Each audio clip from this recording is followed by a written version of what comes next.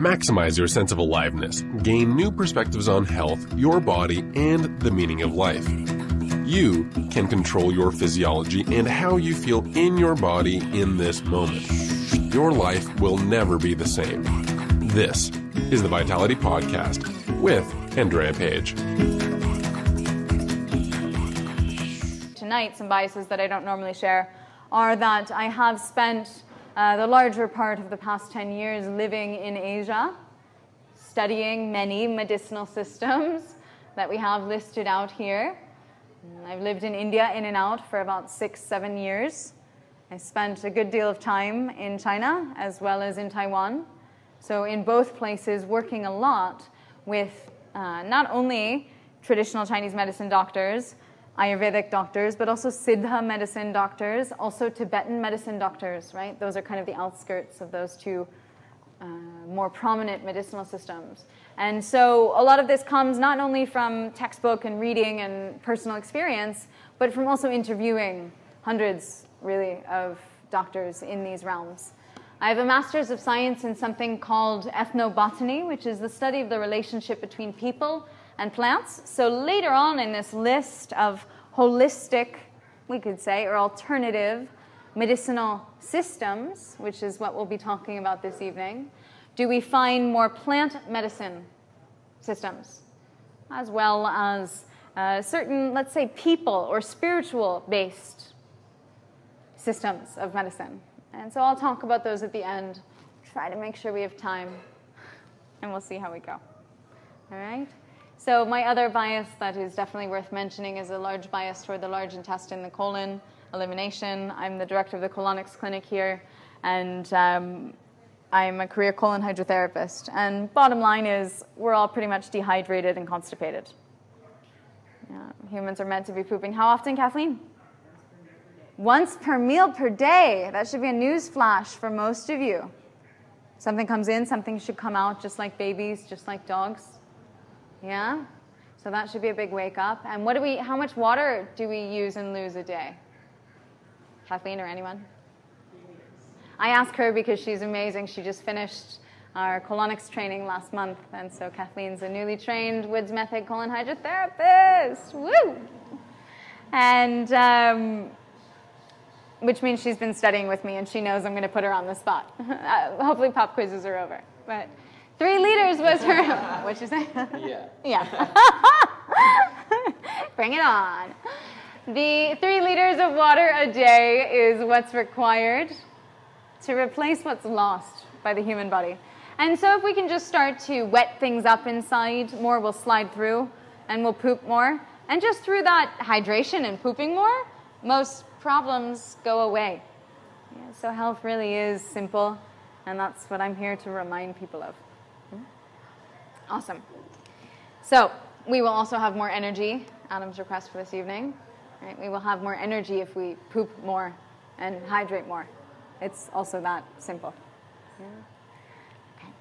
So in talking about alternative or holistic or traditional medicine systems, as we will be tonight, I've written out a list of them. And I'll start with the one that I specialize in, which is, of no coincidence, also the one that's the oldest, and to some extent, the one that the rest of these are based upon. And it is natural medicine. In fact, I don't even like using the word medicine when I talk about it. We could say, rather, natural healing. And this idea of healing, which is balance, this is as old as man or woman. It's us in environment. And so in my master's under the Department of Anthropology, I went back in time 3 to 4 million years, looking at that center where humans evolved away from the rest of the primate family, the great apes, our closest cousins, with whom we still share sometimes 96% or more of our DNA, right, with chimpanzees, orangutans. That's a lot of DNA to be sharing. It's like almost all, up to 98%. Yeah. And so we find that when we evolved away from them and became our human form, became the only true bipedal beings on Earth, the only true two-footed, upright walking beings, right? We are miraculous beings.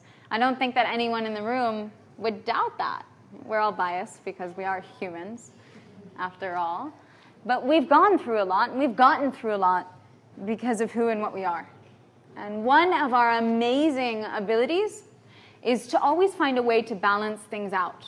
I would say up until maybe a few hundred years ago, right? Because we seem to be on a decline, and that's the reality. This is a little tangent. I'm already going on tangents.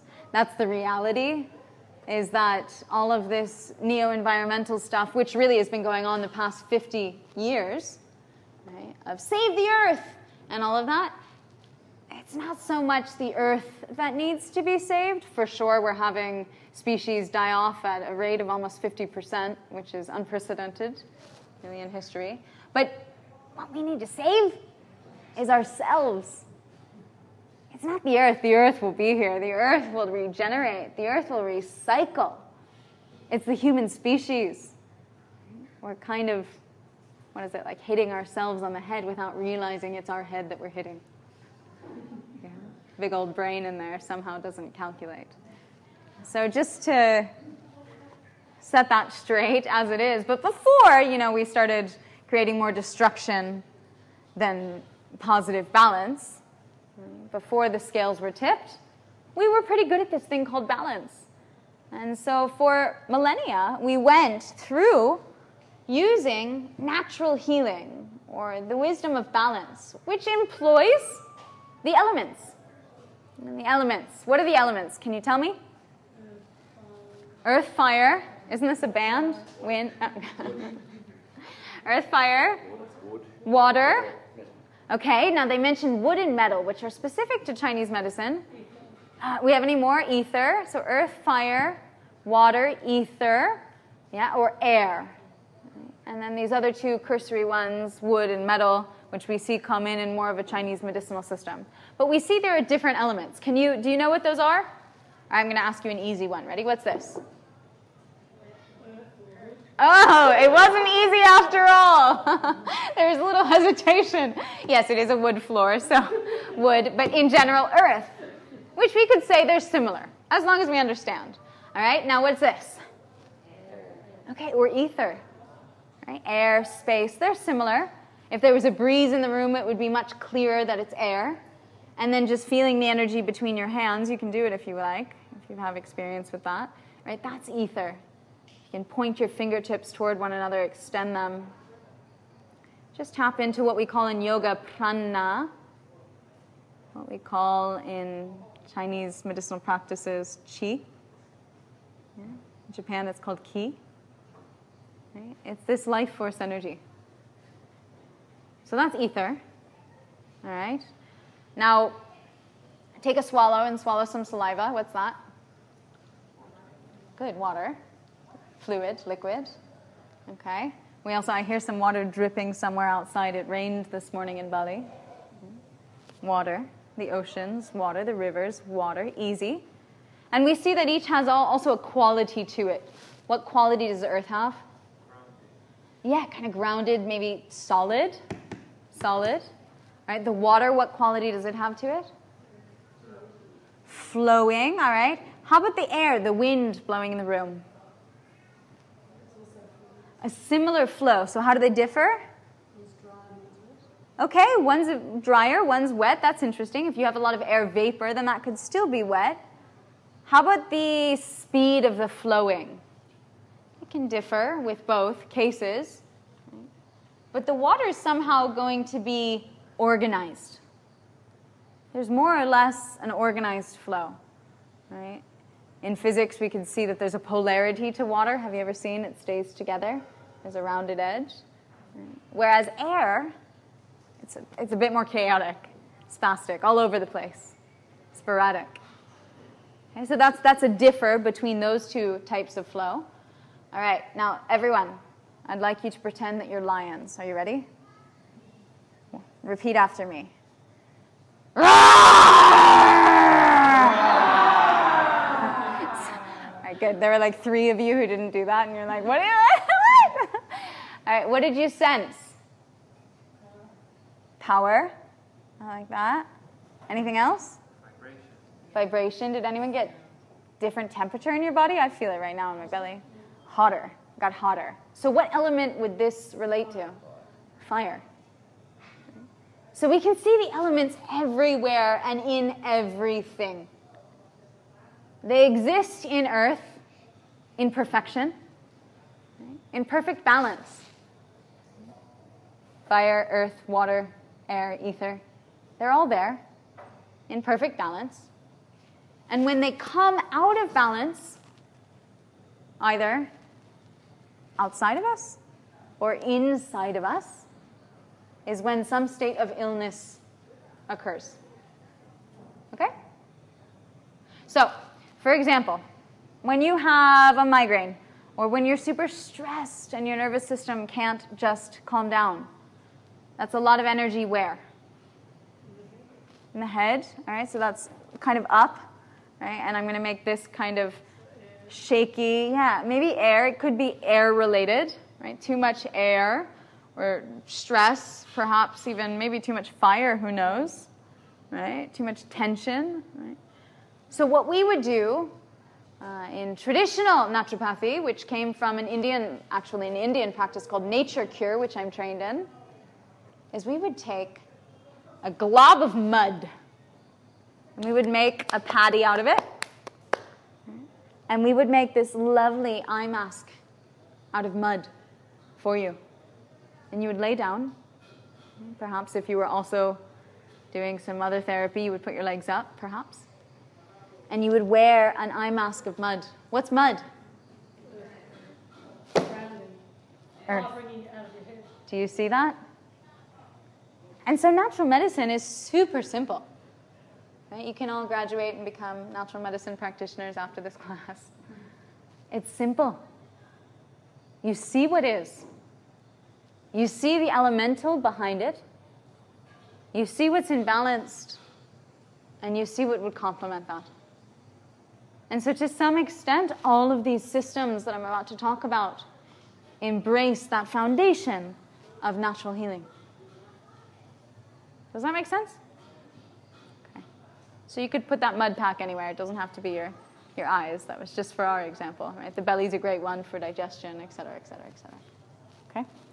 Good.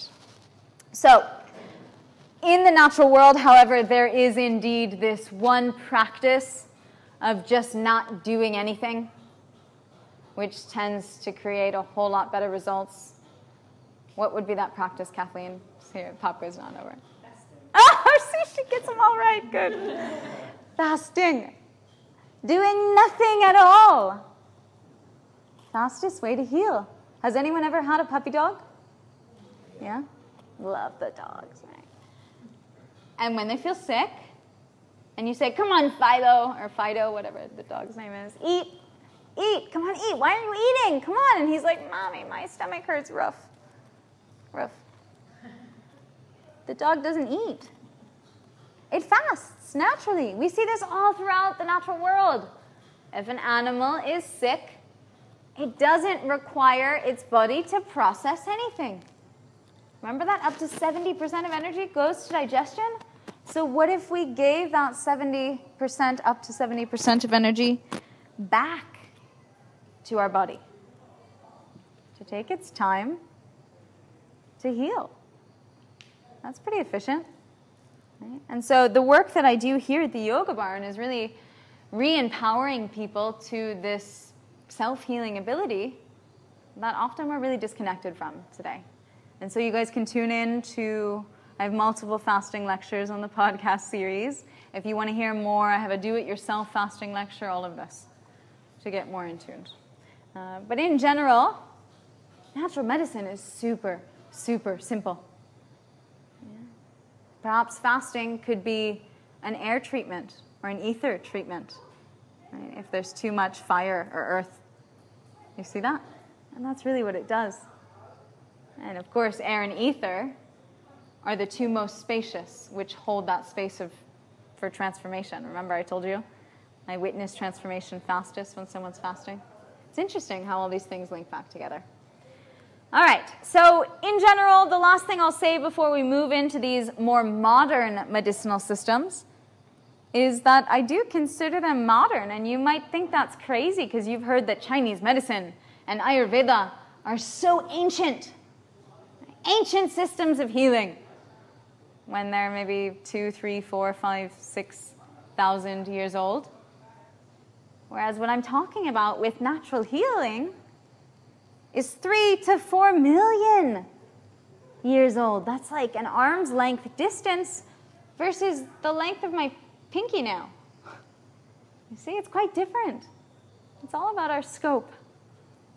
How humans were living in environment, in the elements. This is natural healing. Humans, once they came into civilization and started living in communities, often around rivers, in cities or creating societies, this is when we needed specific systems of medicine rather than that implied system of healing and balance. Does that make sense? Do you understand why all of these systems of medicine, which I consider modern systems of medicine, they would be based off of the premises of natural medicine itself and the premises of the elements and simplicity, which is what fasting is? So there's a lot more similarity between them, no matter where we are in the world, than there is difference. All right? From there, I'll take a moment to go through each one, and someone remind me at the bottom. I should talk about allopathic medicine, of course. Can't leave that one out. But we'll start up here at A. Perfect place to start. Ayurveda. Ayurveda means the science of life. And so Ayurveda is the dominant medicinal system coming from North India. It's coming from most of the South Asian subcontinent. And Ayurveda is a system coming directly from the Vedas. The Vedas are the books of wisdom or knowledge. The books of yoga are the Vedas. And so we find that Ayurveda is a sister science to yoga. Does that make sense? And just like any healing system, it has many different parts to it. Some of the parts that get, let's say, talked about or publicized more than others are the constitutional basis, the cleansing technique, and the dietary regime. And so I'll just talk about those 3 parts, if I can remember them. What was the first one I said? The constitutional basis in Ayurveda, we have 3 different groupings or categories of people. Right? What it is an observation of habits. And these constitutions are called doshas. Have you heard of doshas before? Some of you yogis might have. People who have been through a yoga teacher training definitely have. Dosha actually means incorrect or error or imbalance. Not many people have that kind of understanding. But it's like, where is your prominent imbalance? Because remember, Ayurveda is a medicine of civilization. And what does civilization do? It uproots us from the earth. Right? We're no longer living in nature or with nature. We're living on top of nature, dominating it. So that inherently solicits imbalance. Does that make sense? And so a system of medicine versus, let's say, a system of health is a system that always works to try to somehow balance out that imbalance, albeit often in an artificial way, through using food or an actual medicine or something else, rather than simply stimulating the balance from inside the body. And when we get into allopathic medicine, this will come much clearer. But in general, Ayurveda, the 3 constitutions or doshas, anyone know them? Yeah, very good. So Vata, Pitta, Kapha. Of no surprise, guess what? They each pair 2 elements. And so Vata, it's someone who's normally tall and skinny. This would be a quite decent Vata Pitta, but Vata kind of expression. Someone who's tall and skinny, more of an air, spacey tendency to them. Light, you see that? Kind of a sporadic energy, like we said about air. The second one, Pitta, it's going to be fire. You see the fire? I have a lot of Pitta, so you can look at me for this one. It's someone who's more medium. in every way, maybe more muscular, right? Has something to them. Very active force. This is Pitta. And the last one, Kapha, right, is going to have more of a dense, rounder, heavier, someone who's like, I don't know, an overweight opera singer who's loving and rich. We don't have anyone who's screaming Kapha in this room, so I don't have any examples. But that kind of energy, that's Kapha, right? And it's meant to be like more of a denser, thicker energy, right? It represents more of also earth and water, that groundedness, the slow ease to it, okay? So those are distinct, right? And they pair up with the elements. And so we essentially embody the elements through what Ayurveda says is our constitution. And quite often these imbalances, the doshas, right, you'll have more than one. So I said you're a great Vata example, but you're also Pitta. So I would think you're probably Vata Pitta. I don't know if you know your dosha. I'm the opposite. I'm Pitta Vata. Yeah? Et cetera, et cetera. So you guys could see an Ayurvedic specialist or take some quiz online or something if you're curious more about this. But my advice is not to go and try to put all your emphasis into studying your imbalance. Right? Let's just trust that the body knows how to balance itself out, because balance is health, and not worry so much about these imbalances. Does that make sense? So that's the first part of Ayurveda that I said I would talk about, the constitutionality. If you could save your question for the end, yeah. The second part is the cleansing techniques, the cleansing rituals, the panchakarma, which you guys talked about to me this morning. These are 5 specific rituals used to essentially clear every passageway of the body, from the inner system through massage practices to the nasal system through nyasa, clearing out the nasal passage, as well as the use of things like neti pots. Right? It's like colon hydrotherapy for your sinuses. And then, of course, some kind of colon cleansing, right? Cleansing out the passageway of elimination. Right? Usually using different techniques than we would here, often employing the use of oil versus natural medicine, which would just use water. Other of the 5 cleansing techniques include things that aren't often practiced today, like leeching, literally bloodletting, putting a leech on you and allowing that leech to suck blood out of you. You don't find that often practiced, but that's actually the 5th, the panch of the 5 karmas or 5 actions, right? And so the cleansing, the need for cleansing is very clearly stated in Ayurvedic medicine, because the thing is, when we didn't have a world of such toxicity, we didn't have such a need for cleansing. When we were pooping once per meal per day and not eating so much, we didn't have such a need for cleansing. Right? When we weren't living on top of nature and living in cities and sitting at cubicles all day, every day, we didn't have such a need for cleansing. But in these medicines of civilization, it came out for sure that we need to do a little cleansing. And so this is by all means valid that Ayurvedic medicine would have developed a system of cleansing techniques. The third part of the Ayurveda paradigm that I mentioned that I would talk about is diet, the dietary advice. And this is the part that I'm often most critical about publicly, as well as when I teach yoga teacher trainings, because I'm a firm believer, after living so long in India, that the modern Ayurvedic dietary advice has greatly been altered to fit the modern Indian diet. And mind you, the modern Indian diet is not really a healthy one, where we see India is now the nation with the highest rate of diabetes worldwide. Right? People are only getting fatter and sicker, not that much far behind the United States.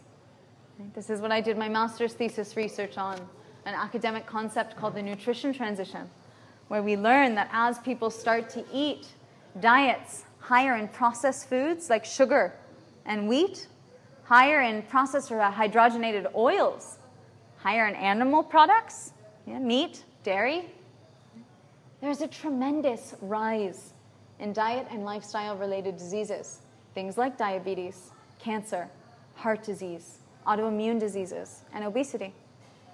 and the work that I've done under specifically Colin T. Campbell out of Cornell University, the author of the longest clinical nutrition study, the China study.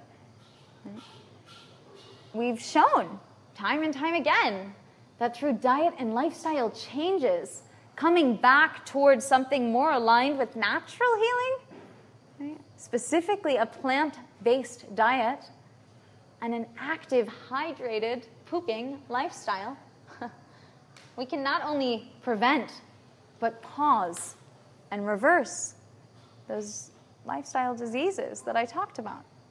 Yeah, so they're our greatest maladies of our time, but they don't have to be. They're in our control. And the thing is, it's not like you just go to one of these Chinese medicine doctors or even a Tibetan medicine doctor, an Ayurvedic medicine doctor, and get healed. It's every day. That's what diet and lifestyle means. It means that you have the power to be your own doctor and to allow your body to heal itself.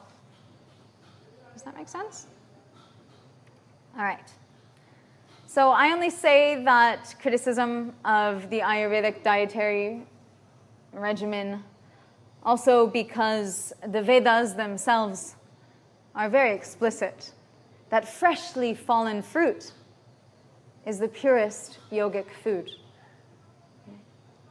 And so it's clear, right, that that's very different than dietary advice of eating tremendous amounts of ghee and roti, and chapati, like wheat bread, and paneer, cheese, and fried food, perhaps, or even overly densely, heavily cooked food, etc., etc. Does that make sense? All right, cool. I'm glad we got that far. And I have biases. I'm really honest about them, so I'm not... Yeah. You can take them as you like. All right. That doesn't mean that it doesn't help. I'll say that as well. A great demonstration of this is, for example, if you have a stomach ache and you go to an Ayurvedic medicine doctor, he'll tell you to eat some khichdi. Do you know what khichdi is? It's dal and rice. That's the most simple Indian dish that you'll ever find, right? Like 2 ingredients and a bunch of spices. Because normally Indian dishes are super complicated. And so what has he done? Well, he's essentially told you to fast as much as he could, right? By simplifying. You see, if someone had a stomach ache and they came to me, I would tell them to stop eating. Do you see that similarity? Again, this list, things are more similar than they are different. All right, let's get out of Ayurveda and get on with the show. From Ayurveda, I want to skip quickly to Siddha medicine. Siddha medicine is one that's quite underrated. In Ayurveda, which dominated the north part of the Indian subcontinent, the Aryan race, mind you, Hitler used that word incorrectly, so we have a big misunderstanding of what it is, but it came from Persian culture, right, and perforated through North India. That's where Ayurveda comes from.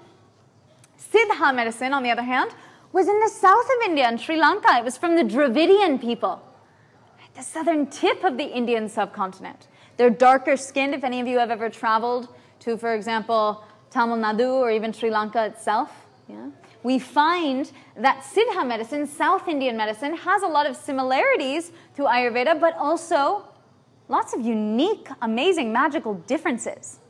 Right? They'll use a lot of the same herbs. Right? They'll have some of the same elemental understandings. But Siddha medicine, what it thrives in, and where it's really been able to heal, is through applying the elements in a homeopathic way. All right, now you ready for this? I was fortunate enough to visit a clinic outside of Trivandrum in southern India, I don't know, maybe 10 years ago. And at that clinic, really unique setup. They had all different kinds of doctors, right? They had a Western doctor, they had a Siddha medicine doctor, they had an Ayurvedic medicine doctor, and maybe a few others. And they all sat together to review all these cases. And who would they take in? They would take in patients from Europe who were told that their disease was terminal or incurable. Right? And they would say, fly here, and we'll see what we can do. And so what would the Siddha medicine doctor do? He would take, for example, like cases of muscular dystrophy, or multiple sclerosis. Right? They would, of course, have a certain dietary regime and things like this. But they would take that client and look and say, okay, there's a muscle here, or everywhere, that's underactive. The tissues are no longer working in the way they should be. So what we're going to do is apply the idea of homeopathy or even vaccines. Do you guys know about homeopathy or vaccines where you have a minute trace dose of what you would call the poison?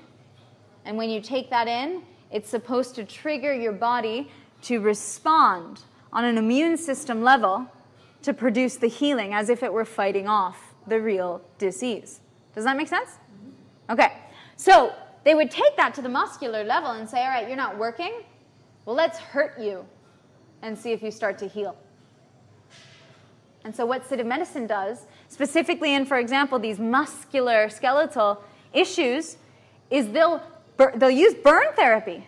They'll burn you, but remove the kilojoules from the heat in a way that I still can't physically, in physics, wrap my mind around, so don't ask me to explain it to you more. Feel free to research it on your own. But they'll remove the hotness from the heat. Maybe Kathleen can explain to us later. And once that's applied to your leg, for example, you won't feel like you're being burnt, right? Your skin itself won't respond in the burn. But your body will receive that energy in the form of heat as if it were being burnt. And what would happen if you were actually burnt? Your body would go into self-healing immediately. Of course, it has a wound that it's going to have to repair. It's going to send lots of blood flow, oxygenation, life force, healing energy, and it's going to start to repair.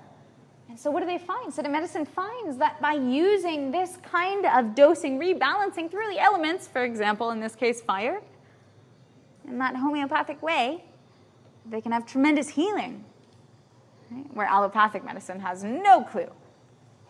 Does that make sense? Pretty amazing stuff. So that's a little preview into Siddha medicine, the other part of Indian medicine, lesser known, lesser seen. All right. Let's head over to the Eastern world and get through these two, Chinese and Tibetan medicine. A lot to say here. Now, Chinese medicine is way more complicated than it's given because of the Cultural Revolution mid-last century from Chairman Mao. A lot of Chinese indigenous knowledge was destroyed.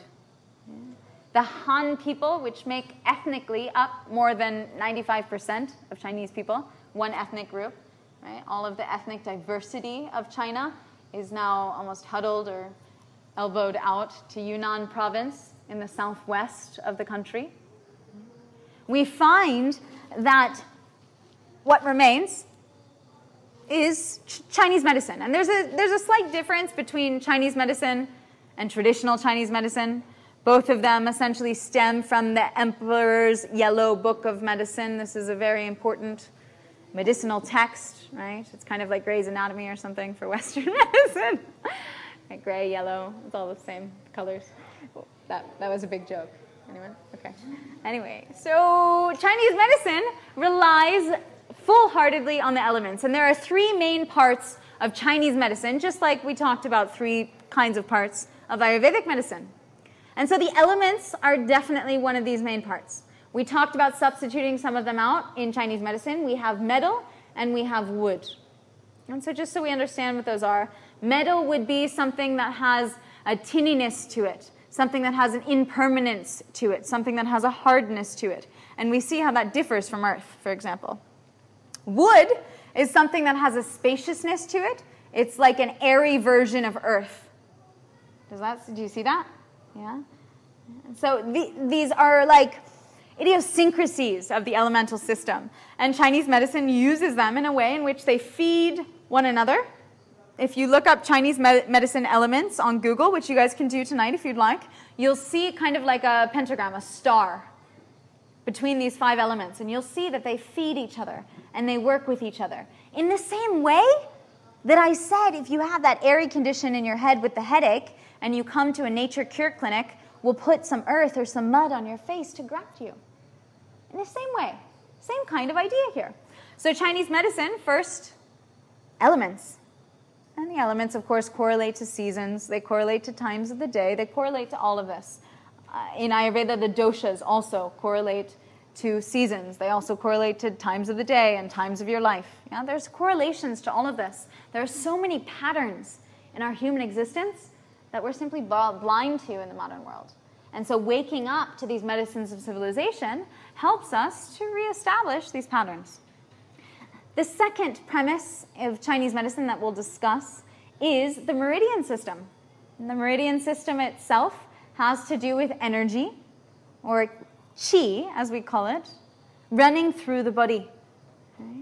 In Chinese medicine, there are 14 main meridians, 12 meridians specifically, and then the governing meridian, and 2 auxiliary, we could say, meridians. And these mostly are correlated to organs. And so the spleen has its own meridian, the liver, the small intestine, the large intestine, right? The heart, all of these different organs have an energetic representation that travels through the body. Yeah? So for example, the lung and the large intestine, they're married. I have that bias toward the large intestine. Okay? And so we look at certain parts of the day when they're more active, the qi is flowing more through those meridians. Right? For example, 3 to 5 a.m., that's when the energy or the qi is running through the lung meridian. This is a great time to wake up. If you've ever met any Tibetan, Buddhist, or Chinese monks, they're probably waking up at that time. What's the first thing we do when we wake up? Big old stretch. So the lung meridian, which is right here, gets stretched. You see? There's a lot more of this that's intuitive to us than we would think. Okay? On the inside of the thumb all the way up to the inside of the shoulder. Large intestine, right on the other side, on the outside inner arm. Yeah? Yin, lung, large intestine, yang. Yeah? And so we start to see that there is a marriage there, and that these organ systems or these meridian systems work in pairs, and they can tend to give us clues. And so for example, the lungs and the large intestine are very related. If someone's constipated, they're often not breathing calmly. They're holding their breath as they're holding their colon. You see that? There's a lot more we could go in to this. For example, there's emotions linked. Chinese medicine is this rich, vast system. And so the emotions linked respectively in this same coupling, the lungs and the large intestine has to do with not letting go, with holding on. Makes sense if we go back to constipation, right? And the lungs have to do with grief. Well, not letting go and grief, don't those sound like they go together? So what would be the opposite of that? Finishing a process of mourning, grief, letting go, right, and releasing. And so if you have asthma, right, or constipation, these are things that we can start to look at. Go into the elements, see what they're fed by, right? Finding a way to find balance, all right? The third premise of Chinese medicine is going through what's called heaven, earth, and man. It's just kind of a reality check. We have it a lot of times in yoga where we say that nothing's really real. And in Chinese medicine, there are higher forces, right? Heaven. Right? There are lower forces, earth, things like matter. And then man. There's the reality of personality and psychology. This would be like the doshas, for example. So it's a way more advanced topic that I don't have time because we're already 1 minute over, and I'm going to finish this list because I love you guys. All right. So Tibetan medicine, stemming from that, it's actually quite different than Chinese medicine. However, it's based upon the same, more or less, worldview and reality. I would say, personally, it embraces a lot more Buddhism as a religious ethnographic implant. Tibetan medicine uses different herbs simply because if we look at the massive landmass between China and Tibet, you better bet that in those different ecological regions, you're going to find similar and very differing herbs. And so they use some herbs, but they use many different herbs as well. In Tibetan medicine, the dosage of the herbs, in Chinese medicine, often the herbs are made in tea form. And so you'll get barks, or you'll get different animal feet, or you'll get certain leaf matter of plants, and you'll be asked to make teas from them and drink the fresh tea. Often it's very pungent or bitter. It'll have lots of flavor to it. In Tibetan medicine, the medicine delivery system is quite different. They make these cool little balls. It's like herb balls. And then you take the ball and you crush it as a powder, and then you take that powder as your medicine. Yeah, maybe you mix it in some water to make the tea that way. So it's a different delivery system, and that might have to do with the fact that in Tibet we have quite harsh weather conditions, and so the herbs are going to store quite well in those balls. Yeah? That's just a guess from my anthropological review. But from there, we'll move away from East Asia and see how there are similarities from South Asia, what we learned about Ayurveda and Tibetan medicine, but also there are differences. Something that I didn't mention, of course, with Chinese medicine is acupuncture. It's a big part of the practice of Chinese medicine. What that is literally altering or redirecting the flow of qi through the body. That's the takeoff from the Meridian System. When we can see those meridians, or at least feel them, or take pulse, which all of the medicinal systems I've mentioned do take pulse, both Ayurveda, Siddha medicine, Chinese medicine, and Tibetan medicine, right? They'll start to decipher or be able to feel into where there are certain blockages. For example, if you're still grieving, maybe there's something going on in the lungs. If you're constipated, there's definitely some blockage in the large intestine. You see that? And so getting those blockages moving, specifically finding out where they are in the body and asking the energy to be either seduced to or from or through the point. And so that's what the needles do. An acupuncturist is literally using their own qi, their life force energy, to redirect the qi inside of the person's body. And you'll feel it if you've ever had acupuncture and a good acupuncturist. In China, the question is Dao de qi ma. It's, do you feel the qi? Do you feel it? And you'll feel it versus not feeling it. You should feel it. You should feel something. All right, everyone's homework. Within the next 6 months, have a session of acupuncture. If you need a recommendation for practitioners in Bali, come ask me. All right. From there, we will move on toward the latter half. We have listed out here under a category of perhaps herbal medicine would be European medicine. Right? More of a Celtic-inspired, you can think, from the British Isles. Yeah. This overlaps into earth medicine, which Christianity would label paganism.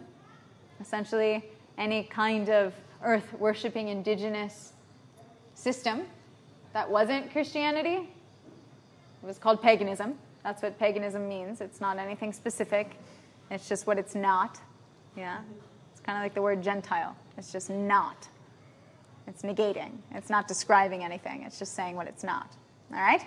So these paganistic traditions or Celtic traditions or herbal traditions, right, of the British Isles and, moreover, continental Europe at large are very much based upon plant medicine, on certain plant families and their ability to heal.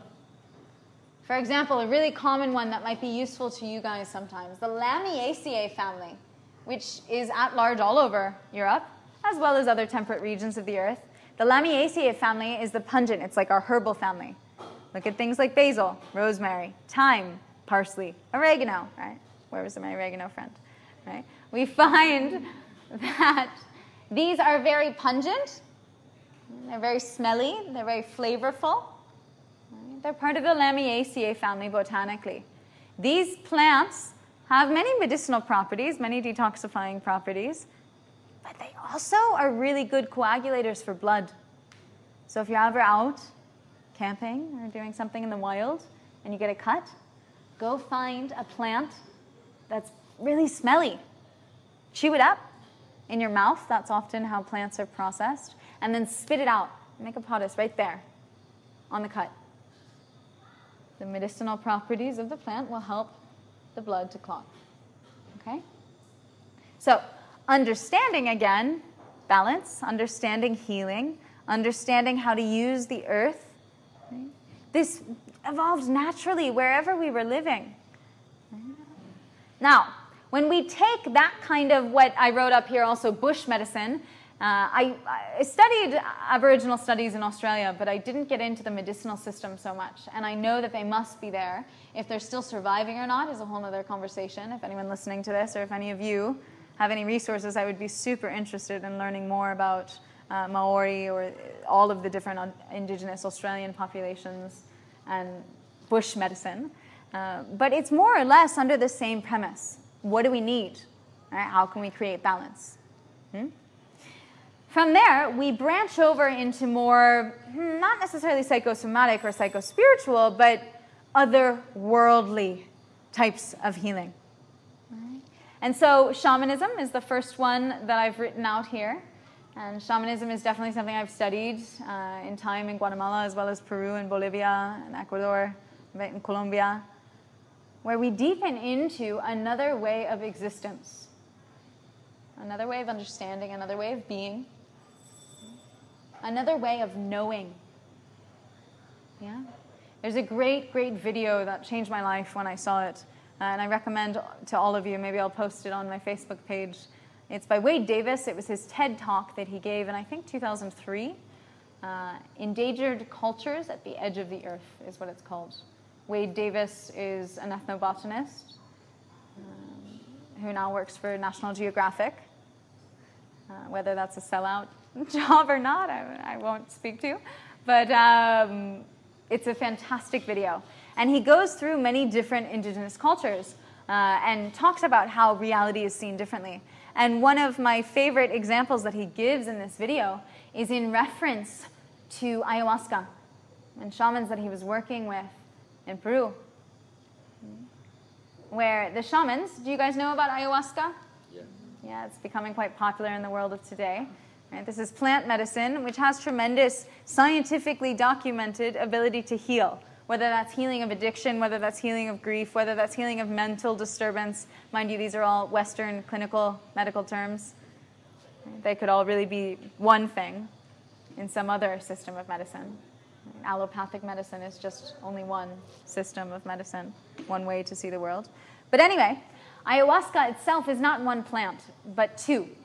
Two plants that are very different, and yet somehow in this huge thousands of species of flora, these people, these shamans, have found these two plants that come together to create the effect of ayahuasca. One plant specifically reduces certain enzymes from the stomach so that the other plant can get by. All right? The first one has its own effect, and the second plant is what we know as the effect of ayahuasca. But in conjunction, right, there's a whole greater than the sum of its parts. So, in general, shamanism is using plant medicine in a whole different way to embrace an essence of journeying where we go beyond the body and beyond the mind. We do what's called shape shift through space and time. We leave this reality completely, and when we come back, whatever imbalance there was has simply disappeared. And so that's the job of the shaman. And when we ground into local medicine, where we are right here in Bali, that's often also the job of the Balian. Right? The Balian can prescribe some herbal medicine, can put some cream wherever you need it.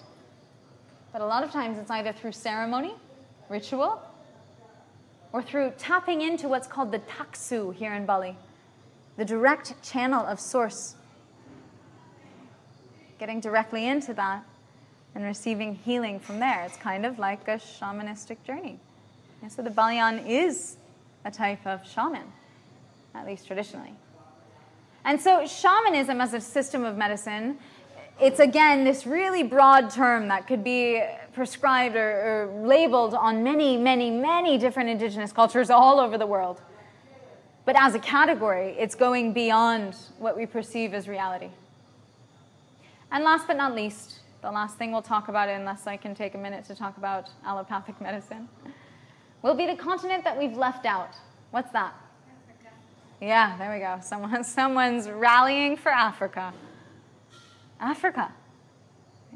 As if we assume that Africa has no indigenous medicine. And it does. We can see traces of it in the African diaspora. Before the time when not only the land, not only the people of Africa were both incredibly not only put through the process of colonialism, but then imperialism with it. Right? This raping of the land as well as the people has left very few traces of truth. And then, of course, implanting a culture of Christianity or Islam all over Africa, which weren't there indigenously. You see? There's lots of uprooting that's happened. And so a way that we can start to see historically, indigenously, what was there in Africa is through the African diaspora. And one of the clearest places where the African diaspora is alive and well is Haiti.